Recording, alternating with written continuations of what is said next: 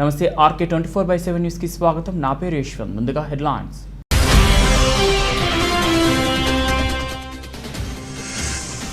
భారత్కు తమ వంతుగా పూర్తి సహాయ సహకారాలు ఉంటాయి. ఫ్రాన్స్ అధ్యక్షుడు ఇమ్మాన్యుయల్ మాక్రాన్ ప్రకటన.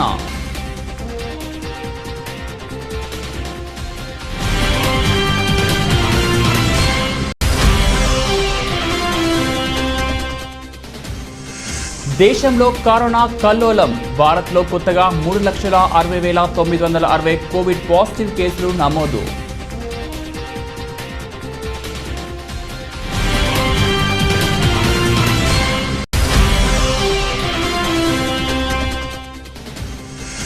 కోవిడ్ మార్గదర్శకాలను పాటిస్తూ ఇంటర్మీడియట్ పరీక్షలను కట్టుదిట్టంగా నిర్వహించేందుకు అన్ని ఏర్పాట్లు పూర్తి చేయాలి. Collector AMD Imtiaz.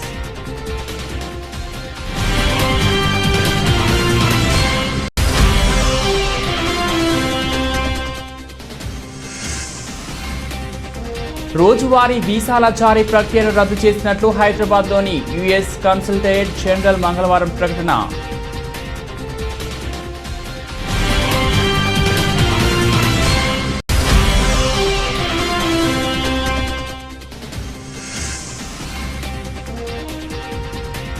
భారీ లాభాల్లో స్టాక్ మార్కెట్. వరుసగా మూడో రోజు కూడా పటిష్టంగా కీలక సూచీలు.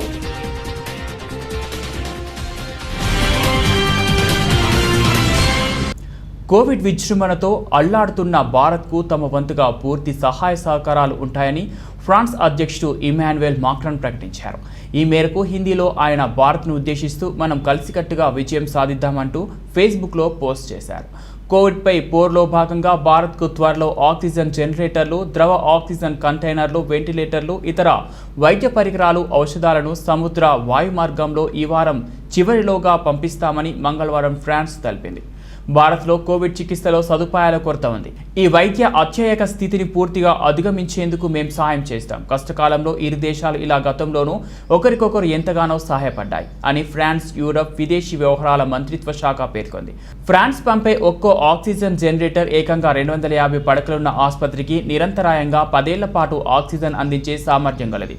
వీటితో పాటు 5 ద్రవ ఆక్సిజన్ కంటైనర్లను పంపనుంది. రోజుకు 10,000 మంది రోగులకు ఆక్సిజన్ను అందించే సామర్థ్యం వీటి సొంతం. 20 ఎలక్ట్రిక్ సిరంజి పంపులు, 28 వెంటిలేటర్లు భారత్కు చేరనున్నాయి. దేశంలో కరోనా కల్లోలాన్ని సృష్టిస్తోంది.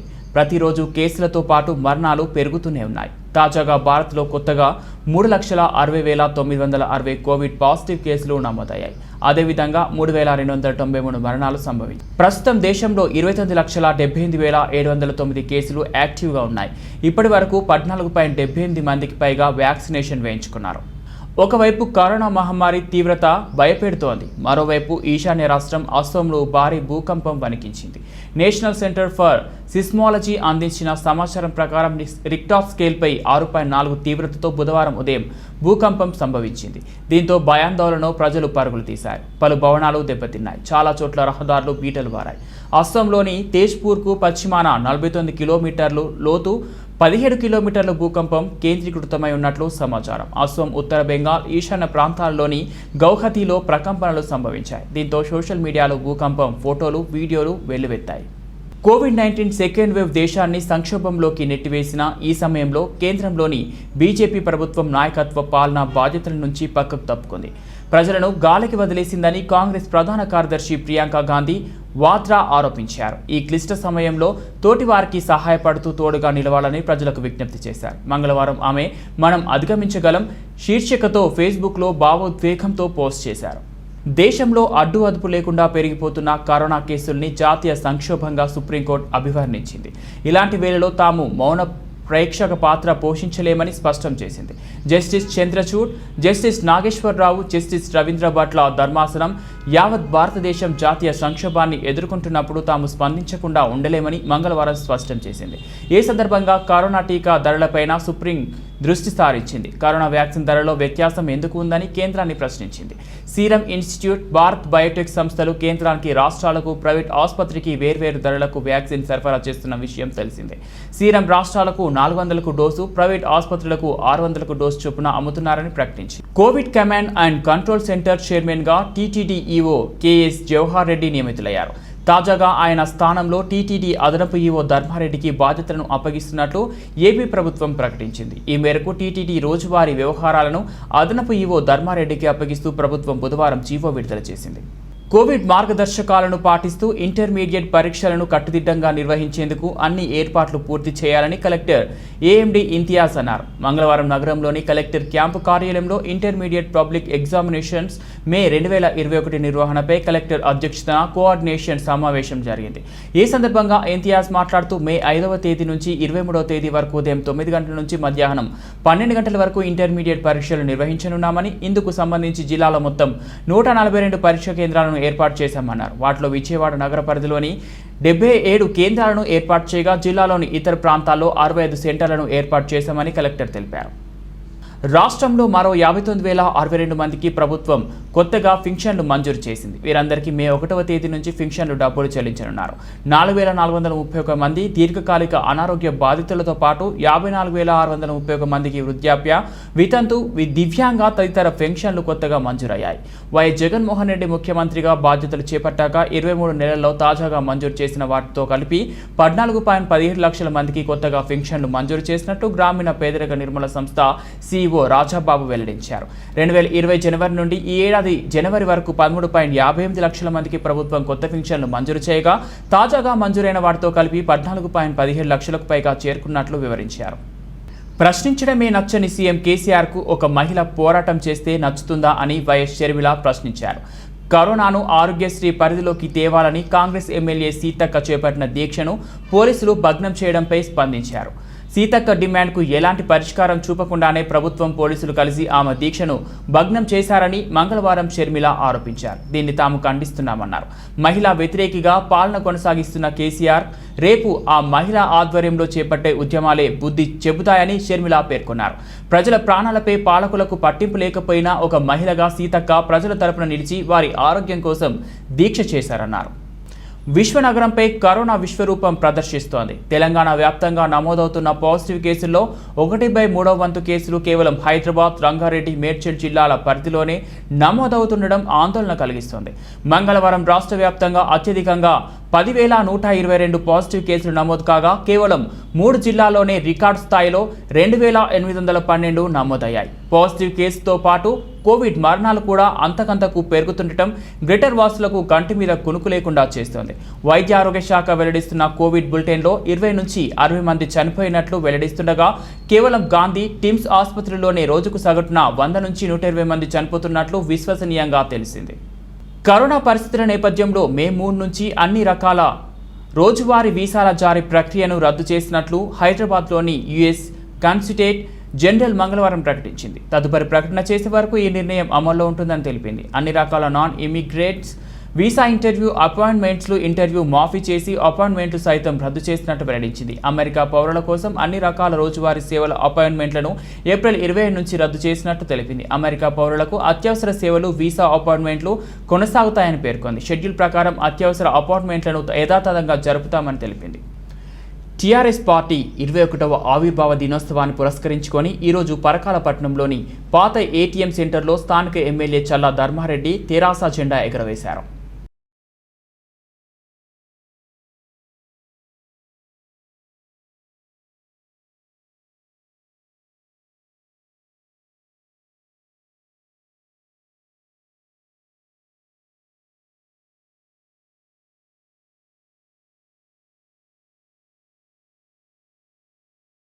వరంగల్ రూరల్ జిల్లా నర్సంపేట నియోజకవర్గ పరిధిలోని చెన్నారావుపేట మండల కేంద్రంలో తెలంగాణ రాష్ట్ర సమితి మండల అధ్యక్షుడు బాల్నే వెంకన్న ఆధ్వర్యంలో జెండాను ఎగరవేసి ఘనంగా నిర్వహించారు. బాల్నే వెంకన్న మాట్లాడుతూ తెలంగాణ రాష్ట్రాన్ని సాధించడానికి కేసీఆర్ తెలంగాణ రాష్ట్ర సమితి పార్టీని ఏర్పాటు చేసి ఈ రోజుకు 20 సంవత్సరాలు అవుతుంది అని అన్నారు. తెలంగాణ రాష్ట్రం ఏర్పడిన తర్వాత చాలా అభివృద్ధి కార్యక్రమాలు చేపట్టారు అని అన్నారు. ప్రస్తుత పరిస్థితుల్లో కోవిడ్ దృష్టిలో పెట్టుకుని అందరూ జాగ్రత్తలు తీసుకోవాలని, తప్పనిసరిగా అందరూ టీకా తీసుకోవాలని కోరారు. ఈ కార్యక్రమంలో మాజీ జెడ్పీటీసీ జున్నుతుల రామరెడ్డి, గ్రామ పార్టీ అధ్యక్షుడు మహమ్మద్ రఫీ, కాదర్పేట సర్పంచ్ అనుముల కుమారస్వామి, గట్ల కృష్ణయ్య, మంగళి మల్లయ్య, పరకాల కొమరయ్య, చున్నుతుల మహేందర్ రెడ్డి తదితరులు పాల్గొన్నారు.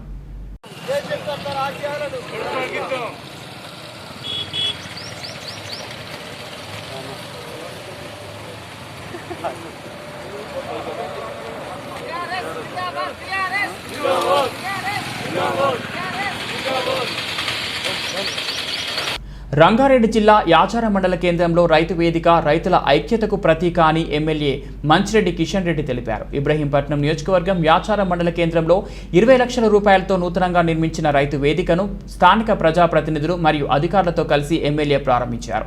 ఈ కార్యక్రమంలో రైతు బంధు సమితి జిల్లా కోఆర్డినేటర్ వంగేటి లక్ష్మారెడ్డి, ఎంపీపీ కొప్పు సుకన్య, జెడ్పీటీసీ చిన్నోళ్ల జంగమ్మ, ఏడీఏ సత్యనారాయణ, రైతు బంధు మండల కోఆర్డినేటర్ కొంగల్ల జోగిరెడ్డి తదితరులు పాల్గొన్నారు.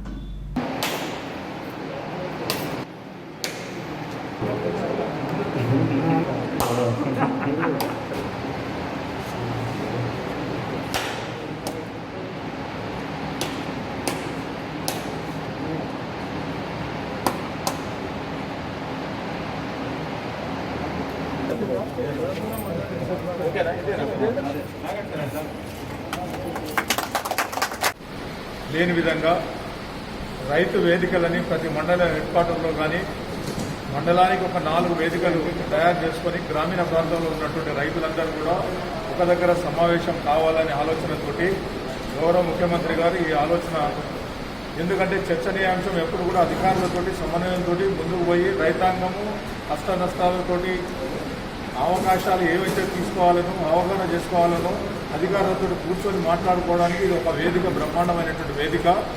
ఇవాళ మన ఏరియాలో ఇవాళ మొత్తానికి 9 వేదికలు మన ఇబ్రాహీంపట్నం నియోజకవర్గంలో చేసుకోవడం జరిగింది. అదేవిధంగా ఇవన్నీ కంప్లీట్ చేసుకొని ఇంకొక 3 ఉన్నాయి, అవి కూడా కంప్లీట్ చేయడం జరుగుతుంది, స్టార్ట్ చేయడం కూడా జరుగుతుందని చెప్పి నేను తెలియజేస్తా ఉన్నాను. ఇది ఒక భవిష్యత్తులో రైతులకు ఒక మంచి అవకాశం కలిగించే విధంగా కార్యక్రమాలే కాకుండా మొత్తానికి ఎప్పుడు సమావేశాలతోటి చర్చనీయాంశమయ్యి మనకు ఏ పంట ఏ టైంలో వేసుకోవాలి, ఎప్పుడు ఏ విలువలు గల మనకు పంటలు వస్తే రైతు బాగుపడతాడు అనేది ఒక వేదిక కావాలనే ఆలోచనతో, ఎందుకంటే ఇంతకుముందు చెట్ల కిందనో అరుగుల మీద కూర్చొని రైతులు డిస్కషన్ చేసేది అధికారులు కూడా, కానీ ఇవాళ ఒక వేదిక ఉందంటే హెడ్ క్వార్టర్లో చుట్టుపక్కల ఉన్న 3-4 గ్రామాలు ఉన్నటువంటి వాళ్ళందరూ కూడా కూర్చొని మాట్లాడుకునే విధంగా. రంగారెడ్డి ఇబ్రహీంపట్నం మండలం దండుమైలారం గ్రామంలో ఏబీవీపీ ఆధ్వర్యంలో సోడియం హైడ్రోక్లోరైడ్ ద్రావణాన్ని పిచికారీ చేయడం జరిగింది. మాస్కులు లేకుండా తిరిగే వారికి మాస్కులు పంచి కరోనాపై అవగాహన కల్పించడం జరిగింది. ఈ సందర్భంగా ఏబీవీపీ రాష్ట్ర కార్యవర్గ సభ్యుడు వంగ సంజీవారెడ్డి మాట్లాడుతూ, ఏబీవీపీ ఉన్నది కేవలం విద్యార్థుల సమస్యల కోసమే కాదు, దేశ విపత్కర పరిస్థితుల్లో సమాజంలో ప్రజలకు ఏ సమస్య వచ్చినా ముందు ఉండి పని చేస్తుందని అన్నారు. సామాజిక దూరం పాటించడం, విధిగా మాస్కులు ధరించడం ద్వారానే కరోనా మహమ్మారి నుంచి బయటపడవచ్చు అన్నారు. గ్రామాల్లో ప్రజలకు కరోనాపై యువకులకు అవగాహన కల్పించాలని, ప్రజలకు సేవలు అందించడానికి ఏబీవీపీ ఎప్పుడైనా సిద్ధంగా ఉంటుందని తెలిపారు.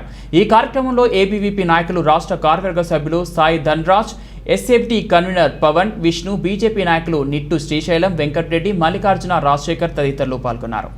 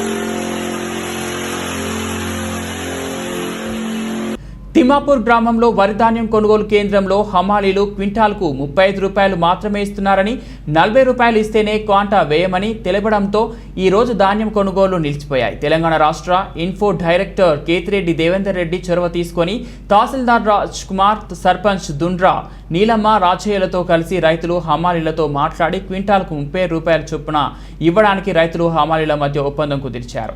సమస్యను పరిష్కరించారు. దీంతో రైతులు హమాలీలు సంతోషం వ్యక్తం చేశారు. అలాగే వ్యాక్సిన్, ఉపాధి హామీ పనిపై రైతులు, కూలీలు, ప్రజలను మోటివేషన్ చేయడం జరిగింది. గుడి దెబ్బలో గతంలో ఇచ్చిన ప్రభుత్వ ఫ్లాట్ల సర్టిఫికేట్లు ప్రస్తుత తహసీల్దార్ సర్టిఫై చేసిన అనంతరం గృహ అనుమతులు ఇచ్చుటకు తహసీల్దార్ తెలిపారు. ఈ కార్యక్రమంలో పంచాయతీ కార్యదర్శి కె మహేందర్ రావు, ఆత్మ చైర్మన్ బుచ్చిరెడ్డి, విఓఏ శారద, రైతు సంఘ నాయకులు మాధవన వీరయ్య, ఎడ్ల జోగిరెడ్డి, దునపాటి శ్రీనివాసరెడ్డి, రైతులు, హమాలీలు పాల్గొన్నారు. భద్రాద్రి కొత్తగూడెం జిల్లా బూర్గంపాడు మండలంలో సారపాక ప్రాంతంలో ఏప్రిల్ 27న పుష్కరాల వనం దాటి 3 కిలోమీటర్లు అడవిలో ఉపాధి కార్మికులు పనిచేస్తున్నారు.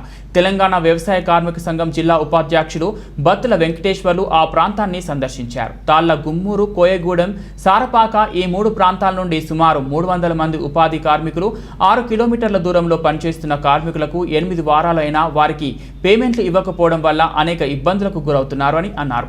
విపరీతంగా నిత్యావసర సరుకులు మార్కెట్లో రేట్లు పెంచుతున్న ప్రభుత్వం పెరుగుతున్న ధరలకు అనుకూలంగా ప్రతి కార్మికులకు 200 రోజులు పని కల్పించాలని, 600 రూపాయల రోజుకు ఇవ్వాలని, కరోనా మహమ్మారి పోయేంత వరకు కేంద్ర ప్రభుత్వం 7,500 ప్రతి కుటుంబానికి 25 కేజీలు బియ్యం ఇవ్వాలని, ప్రతి ఉపాధి కార్మికులకు కరోనా ఇంజెక్షన్ ఫ్రీగా వేయాలని, ఉపాధి పెండింగ్ బిల్లులు వెంటనే ఉపాధి కార్మికుడికి ఇవ్వాలని, ఈయన పక్షంలో పెద్ద ఎత్తున బూర్గంపాడు ఎంపీడీఓ ఆఫీస్ ముందు ఉపాధి కార్మికులతో ఆందోళన చేపడతామని హెచ్చరించారు. 8 వారాలు ఇంతమందికి ఇవ్వకపోవడం వల్ల ఉపాధి కార్మికులు ఏమి తింటారో, ఆటో ఛార్జీలు రోజుకి ఒక మనిషికి 40 రూపాయల ఛార్జీలు పెట్టుకొని పనిచేస్తున్న ఉపాధి కార్మికులకు వెంటనే పేమెంట్ చేయాలని డిమాండ్ చేస్తున్నాం. ఈ కార్యక్రమంలో గుంజి నరసమ్మ, చింతల రమణ, బాబురావు, దేవేంద్ర, రాంబాబు, రమేష్ తదితరులు పాల్గొన్నారు.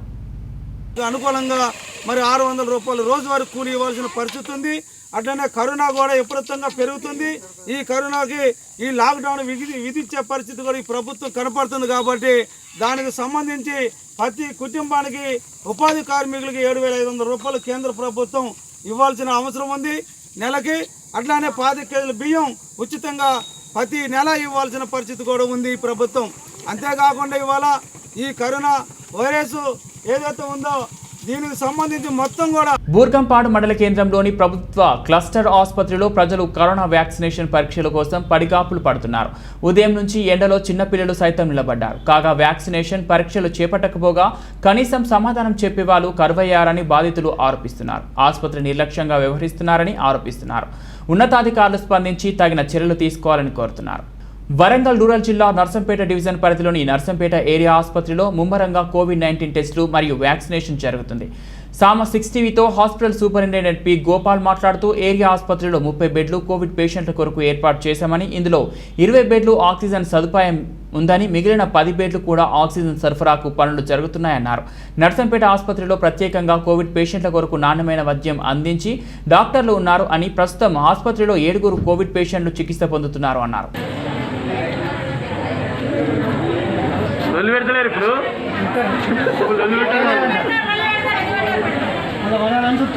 అలా పడాలని చూస్తారు ఇప్పుడు. గుడ్ మార్నింగ్, నేను doctor Gopal, superintendent CSC Narsampet Warangal జిల్లాలో. ఇప్పుడు మా దగ్గర ప్రస్తుతానికి కోవిడ్ యాక్టివిటీస్లో భాగంగా సపరేట్గా 30 బెడెడ్ కోవిడ్ ఐసోలేషన్ వార్డ్ ఏర్పాటు చేయడం జరిగింది హాస్పిటల్లో. అదేవిధంగా రోజు టెస్టింగ్ కూడా జరుగుతుంది. ర్యాట్ టెస్ట్ కానీ, ఆర్టీపీసీఆర్ కానీ, సైమల్టేనియస్గా కోవిడ్ వ్యాక్సినేషన్ కూడా జరుగుతుంది. ర్యాపిడ్ టెస్టింగ్ అండ్ తర్వాత ఆర్టీపీసీఆర్ టెస్టులు మేము డైలీ వచ్చిన వాళ్ళందరికీ ఇవ్వడం జరుగుతుంది. తర్వాత అదేవిధంగా వ్యాక్సినేషన్ కూడా రోజు యావరేజ్గా అబోవ్ 45 ఇయర్స్ వాళ్ళకి 200 వరకు వ్యాక్సినేషన్ చేయడం జరుగుతుంది మన హాస్పిటల్లో. అబోవ్ 45 ఇయర్స్ ఆధార్ తోటి వాళ్ళ ఏజ్ కన్ఫర్మ్ చేసుకొని ఆన్లైన్లో ఎంట్రీ చేసుకుంటూ ఇప్పుడు మనకు గమనించినట్టయితే కోవిడ్ పాండమిక్ గమనించినట్టయితే ఇప్పుడు సెకండ్ వేవ్ వస్తుందండి లాస్ట్ మంత్ నుంచి. అయితే ఈ సెకండ్ వేవ్ యొక్క కోవిడ్ వైరస్ యొక్క మెయిన్ లక్షణం ఏంటంటే తొందరగా స్ప్రెడ్ అవుతుంది లక్షణం. ఇది double mutant, triple mutant type of corona vaccine. దీని యొక్క మెయిన్ లక్షణం ఫాస్ట్గా మనిషి నుంచి ఇంకో మనిషికి స్ప్రెడ్ అయ్యే లక్షణం ఎక్కువ ఉంటుంది. దాంతోపాటు కొంచెం తీవ్రత తక్కువ ఉంటుంది. సో మనము ముఖ్యంగా ఈ కోవిడ్ ఈ సెకండ్ వేవ్ నుంచి గమనించైతే సాధ్యమైనంతవరకు మనం ఏవైతే కోవిడ్ నిబంధనలు ఉన్నాయో అవి ముఖ్యంగా ఫిజికల్గా దూరంగా ఉండడము, తర్వాత మాస్కులు పెట్టుకోవడము, తర్వాత ఫ్రీక్వెంట్గా hand washing, sanitiser sanitiser, hand washing కానీ లేకపోతే సోప్తో కానీ, ఈ 3 ఇంపార్టెంట్ అండి. మనం కోవిడ్ ఈ సెకండ్ వేవ్ అరికట్టాలంటే మనం మెయిన్ సెల్ఫ్ లాక్డౌన్ అయిపోవాలి. సెల్ఫ్ లాక్డౌన్ అంటే ఇంట్లోనే ఉండాలి, సాధ్యమైన ఆమె ఎమర్జెన్సీ అయితే తప్ప బయటికి రాకూడదు. ఈ తర్వాత గుంపులుగా ఫంక్షన్లో అనేది వెళ్ళకుండా ఉండాలి. మెయిన్ కంటిన్యూస్గా మాస్క్ పెట్టుకోవాలి. తర్వాత ఫ్రీక్వెంట్గా హ్యాండ్ వాషింగ్, తర్వాత వ్యక్తిగతమైన దూరం మెయింటైన్ చేయాలి. ఈ 3 ఇంపార్టెంట్. గ్రామంలో వరి ధాన్యం కొనుగోలు కేంద్రం ఏర్పాటు చేసినప్పటికీ వడ్లు కొనడంలో నిర్లక్ష్యం చేస్తున్నారని, ఇప్పటి వరకు ఒక బస్తా కూడా కొన్న దాఖలాలు లేవని, దాంతో నూర్పిడి చేసిన ధాన్యం అకాల వర్షాలకు తడిసి ముద్దవుతుందని రైతులు ఆవేదన వ్యక్తం చేశారు. ఎడపల్లి మండలంలోని మంగల్పహాడ్ గ్రామంలో ఐకేపీ ఆధ్వర్యంలో వరి ధాన్యం కొనుగోలు కేంద్రం ఏర్పాటు చేసినప్పటికీ ధాన్యం కొనుగోలు చేయడం లేదని మండల కేంద్రంలోని తహసీల్దార్ కార్యాలయం ఎదుట రైతులు బైఠాయించి ఆందోళన నిర్వహించారు. ఈ సందర్భంగా రైతులు మాట్లాడుతూ గ్రామంలో వరి ధాన్యం కొనుగోలు కేంద్రం ఏర్పాటు చేసినప్పటికీ వడ్లు కొనడంలో నిర్లక్ష్యం చేస్తున్నారని, ఇప్పటి వరకు ఒక బస్తా కూడా కొన్న దాఖలాలు లేవని, దాంతో నూర్పిడి చేసిన ధాన్యం అకాల వర్షాలకు తడిసి ముద్దవుతుందని రైతులు ఆవేదన వ్యక్తం చేశారు. కరోనా విస్తరిస్తున్న కారణంగా తడిసిన ధాన్యం ఆరబెడదామంటే పని చేయడానికి కూడా ఎవరూ రావడం లేదని అన్నారు.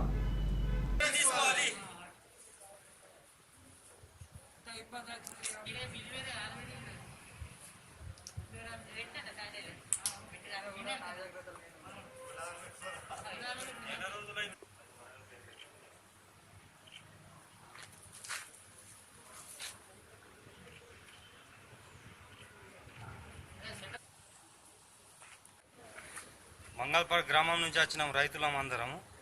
ఐకేపీ వాళ్ళు నిర్లక్ష్యం చేస్తారు. ధాన్యం మొత్తం రోడ్ల మీద ఉన్నది, నెల రోజులు అవుతున్నది. లారీలు లేవు, ఏం లేవు. లారీలో కోరుతా అంటారు, అడ్లు లేపుతలేరు. మయి మొత్తం ధాన్యం అంతా దడిచిపోయింది. రాత్రి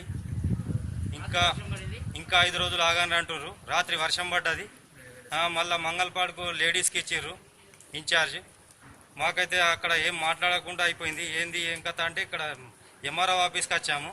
ఎంఆర్ఓ సార్ లేడు. మరి ఇక్కడ మేమైతే ధర్నా చేస్తున్నాం. 2000 సంచి అట్లా నింపింది ఉన్నది. ఇప్పటికి ఒక లారీ వచ్చింది లేదు.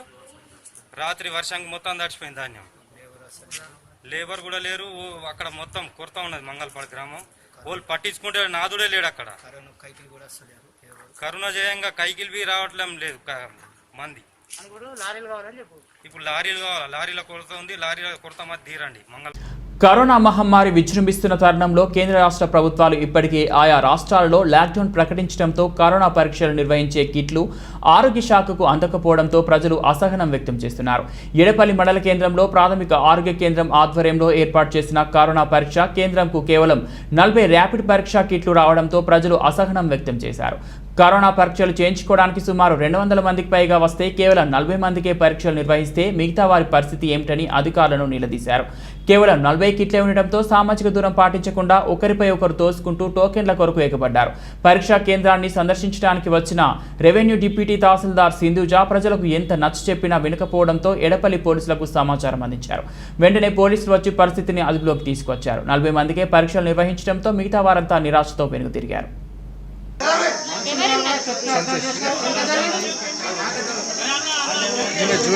పడిపోయినా ఆధార్ కార్డు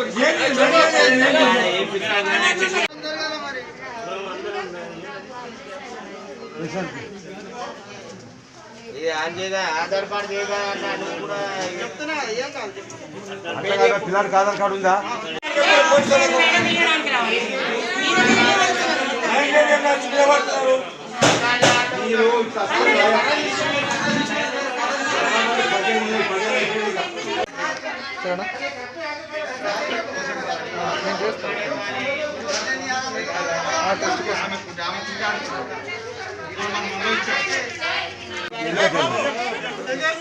మీతో ఇప్పటికే మా డాక్టర్లు అందరికి వచ్చింది, బాగా వస్తున్నాయి.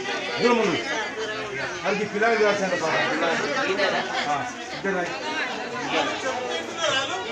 అరే నువ్వు రాత్రిగానే అమ్మనా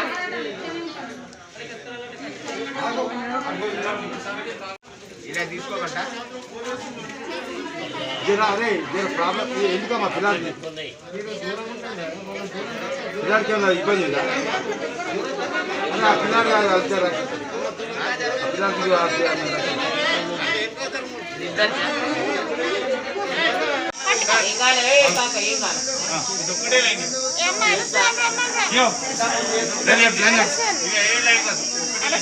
మీ లైన్ కట్టిందమ్మా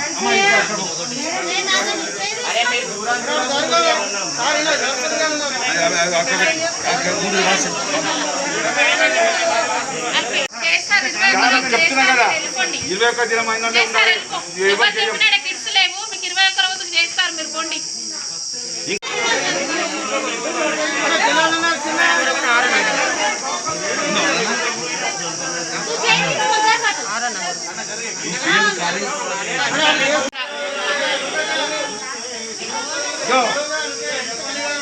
ఎవరైనా సెకండ్ టైం వస్తే సెకండ్ టైంకి 21 దినం అయిన లేదా ఉండాలి అంటే వెళ్ళిపోండి.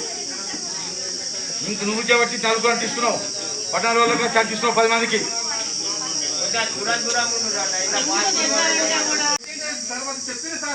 ఎవరు చెప్పారు నీకు? ఎవరు చెప్పారు? 21 డేస్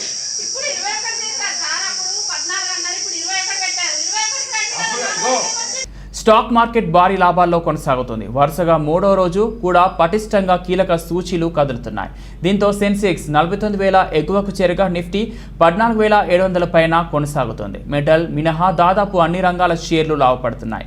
సెన్సెక్స్ 343 పాయింట్లు ఎగిసి 49,237 వద్ద, నిఫ్టీ 92 పాయింట్ల లాభంతో 14,746 వద్ద ట్రేడ్ అవుతున్నాయి.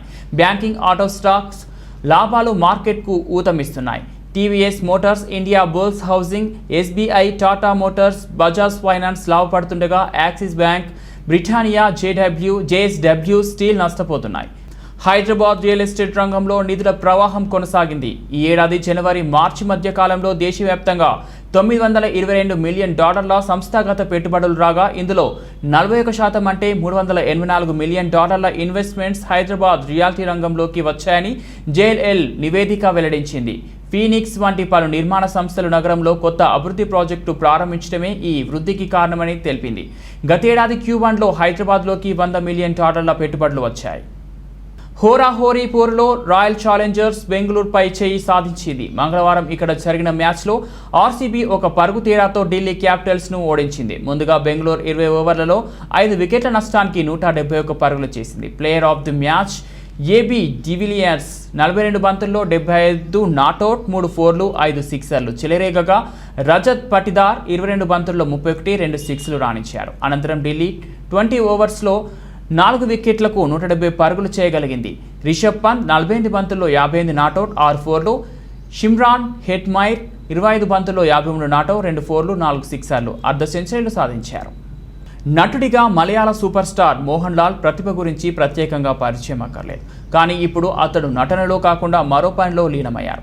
లాక్డౌన్లో తన ఇంటి వద్ద సేంద్రియ పంటలు పండించారు. ఈ మేరకు ఓ వీడియోను సోషల్ మీడియాలో షేర్ చేశారు. ఇందులో ఆయన మొక్కలకు నీళ్లు పడుతూ వాటి సంరక్షణ చూస్తూ రైతుగా మారిపోయాడు. బులెటిన్ ముగించే ముందు హెడ్లైన్స్ మరోసారి.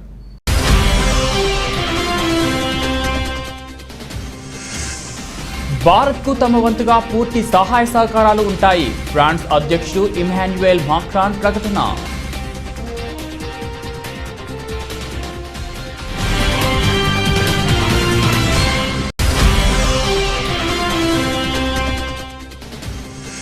దేశంలో కరోనా కల్లోలం. భారత్లో కొత్తగా 3,60,960 కోవిడ్ పాజిటివ్ కేసులు నమోదు.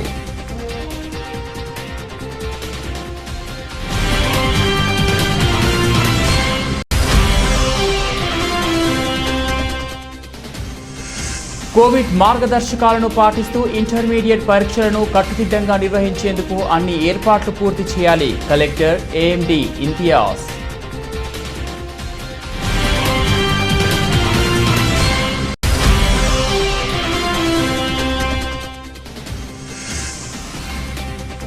రోజువారీ వీసాల జారీ ప్రక్రియను రద్దు చేసినట్లు హైదరాబాద్లోని యుఎస్ కన్సల్టేట్ జనరల్ మంగళవారం ప్రకటన.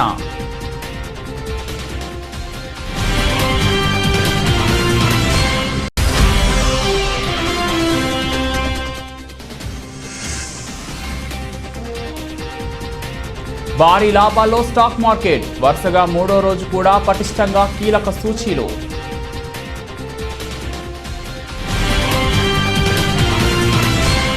ఇవి బులెటిన్ అప్డేట్స్. మరో బులెటిన్లో మళ్ళీ కలుద్దాం. అంతవరకు సెలవు. నమస్తే.